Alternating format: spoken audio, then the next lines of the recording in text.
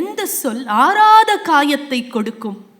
நாம் சரியான பாதையை நோக்கி செல்லும் போது, சரியானதற்காக ஓடும்போது, தேவையில்லாமல் நம் மீது வந்து விழுகின்ற பழிச்சொல் தான் ஆறாத காயத்தை கொடுக்கும்.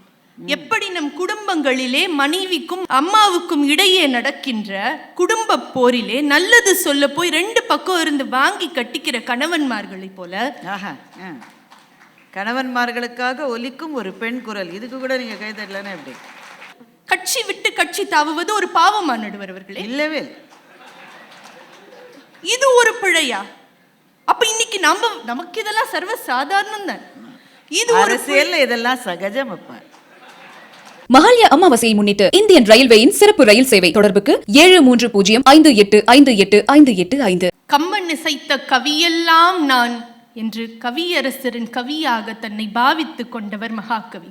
அந்த மகாகவி கண்ட புதுமை பெண்ணாக திகழ்ந்து வருகின்ற நடுவர் அவர்களே, பேச்சாளர் பெருமக்களே, அவையில் இருக்கின்ற பெரியோரே, அவையோரே, உங்கள் அத்துணை பேருக்கும் என்னுடைய மிக பணிவான வணக்கங்கள்.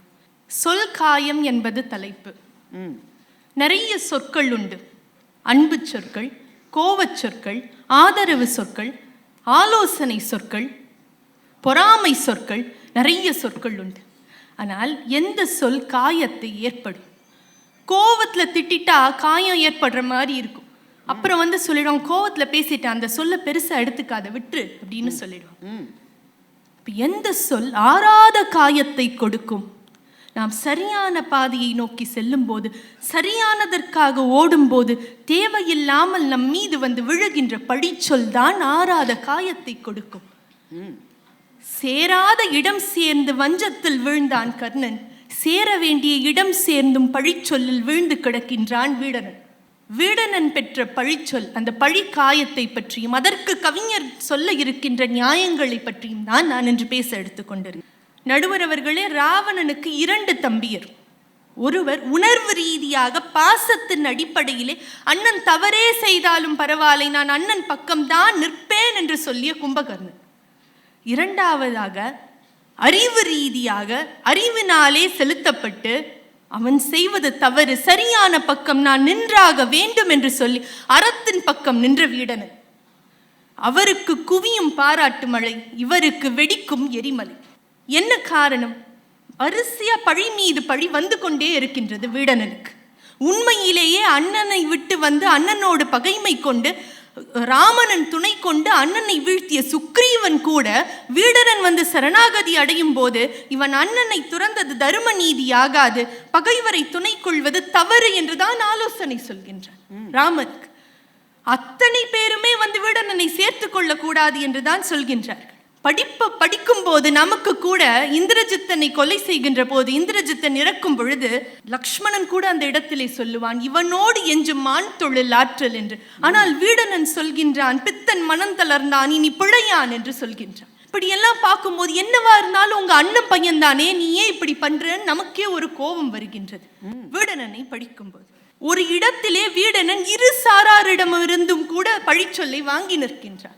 எப்படி நம் குடும்பங்களிலே மனைவிக்கும் அம்மாவுக்கும் இடையே நடக்கின்ற குடும்ப போரிலே நல்லது சொல்ல போய் ரெண்டு பக்கம் இருந்து வாங்கி கட்டிக்கிற கணவன்மார்களை போல, கணவன்மார்களுக்காக ஒலிக்கும் ஒரு பெண் குரல், இதுக்கு கூட நீங்க கை தட்டலன்னா எப்படி?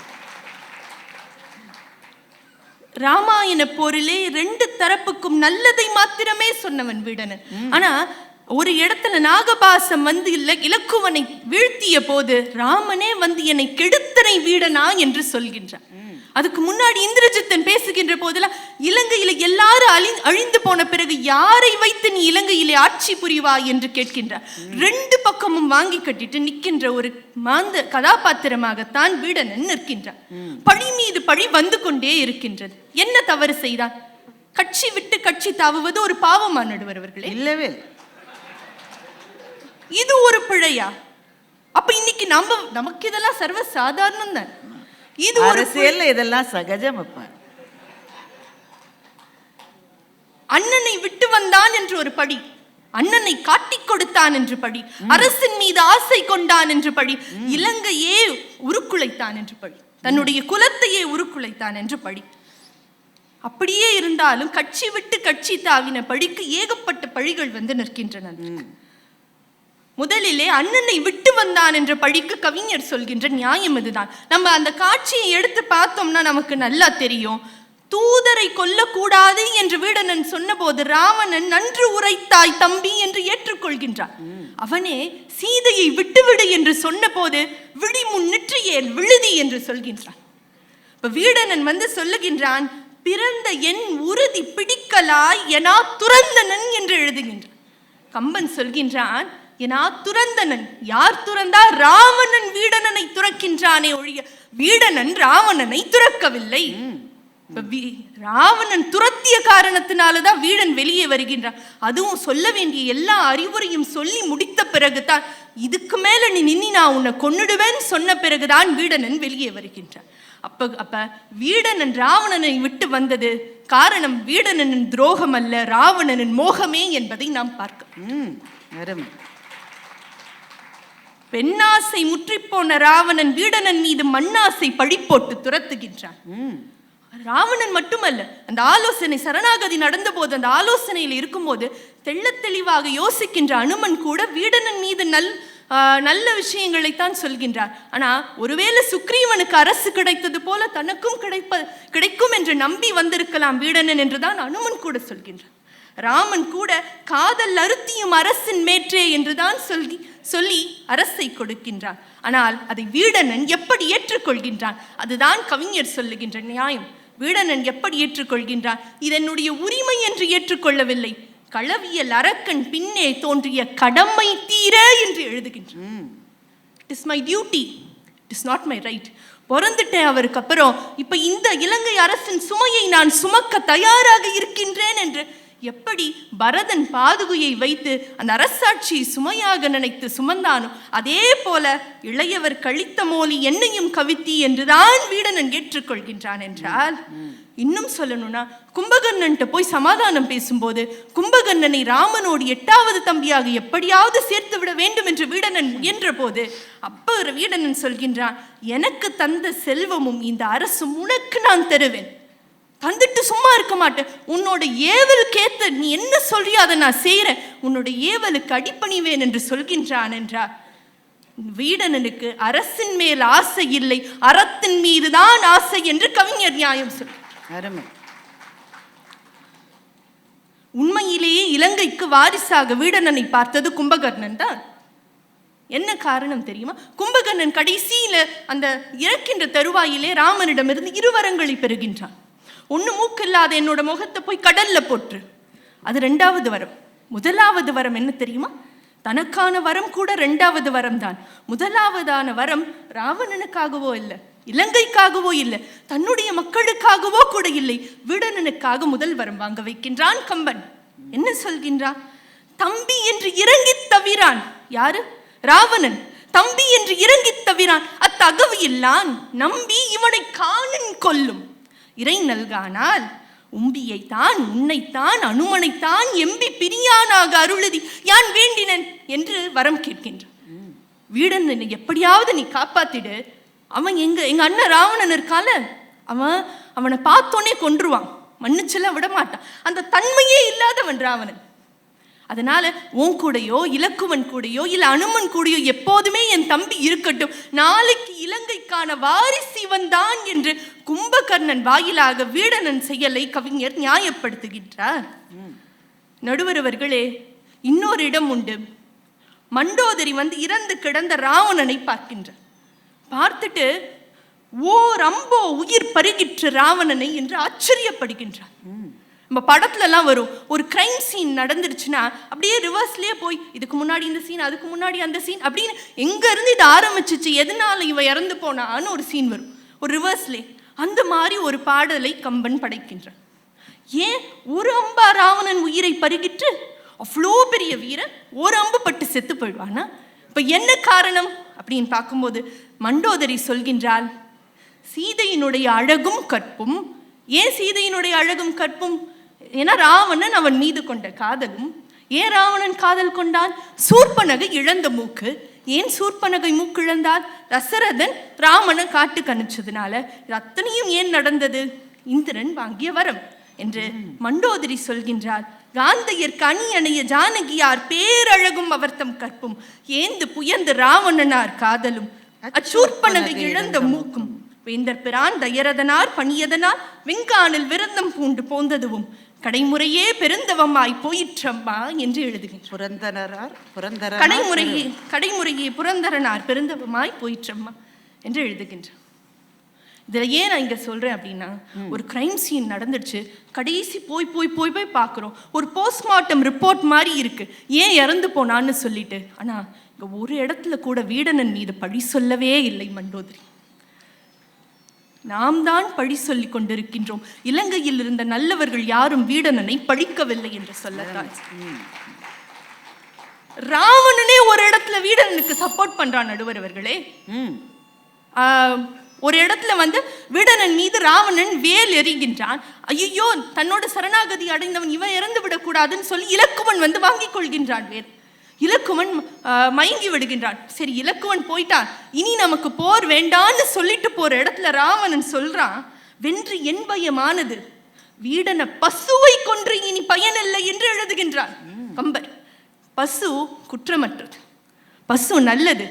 ஒருவேளை தந்திரமானவன் வீடனன் என்றால் வீடன நரி என்று சொல்லி இருக்க வேண்டும், வீடன பசு என்று சொல்கின்றார் என்றால் ராவணனே கூட வீடனன் நல்லவன் என்று தான் சொல்லி செல்கின்றார். நடுவர் அவர்கள், இப்பொழுது மாபெரும் கேள்வி ஒன்று வரும்.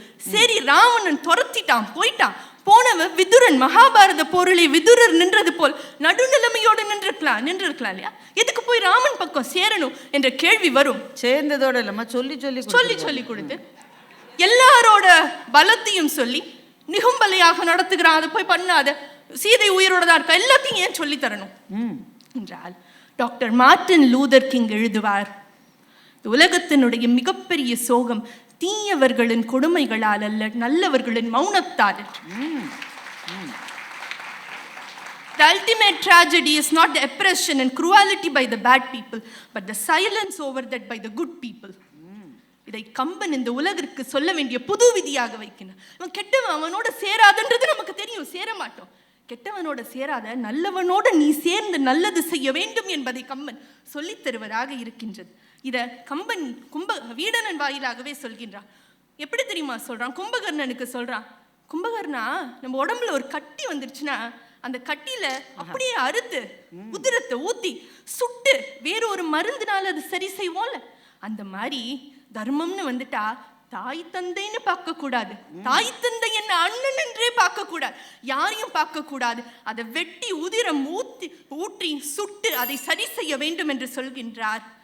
உடலிடை தோன்றிற்று ஒன்றை அறுத்து அதன் உதிரம் ஊற்றி சுடல் உற சுட்டு வேறு ஓர் மருந்தினால் துயரம் தீர்வர், கடலிடை கோட்டம் தைத்து கடிவது கருமம் என்றால் மடலுடைய அலங்கல் மார்ப மதியுடையவர்க்கு மன்னோ என்று எழுதுகின்றார் கம்பர். இதே மாதிரி ஒரு பாடல் ஔவையிடம் வரும், உடன் பிறந்தாரெல்லாம் சுற்றத்தார் என்று இருக்க வேண்டாம், உடன் பிறந்தே கொல்லும் வியாதி, உடன் பிறவா மாமலையில் உள்ள மருந்தே பிணி தீர்க்கும், அம்மருந்து போல்வாரும் உண்டு என்று எழுதுகின்றார். அப்ப தீயவனை விட்டு விலக வேண்டும், விலகி நல்லவன் பக்கம் நிற்க வேண்டும்.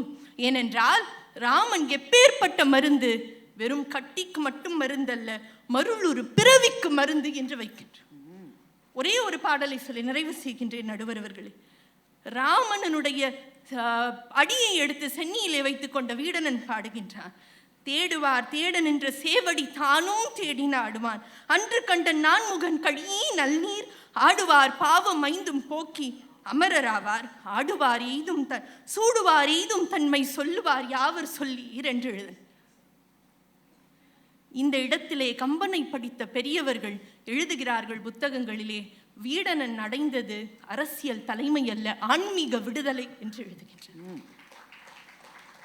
எனவே நடுவர் அவர்களே, வீடனனுக்கு ஏன் இத்தனை பழி என்றால் இந்த உலகம் உணர்வு சார்ந்தது. அதனால் தான் பாசத்தினால் இருக்கின்ற கும்பகர்ணனுக்கு விசிறிகள் அதிகம், அறிவினால் செயல்பட்ட வீடனனுக்கு பழி அதிகம்.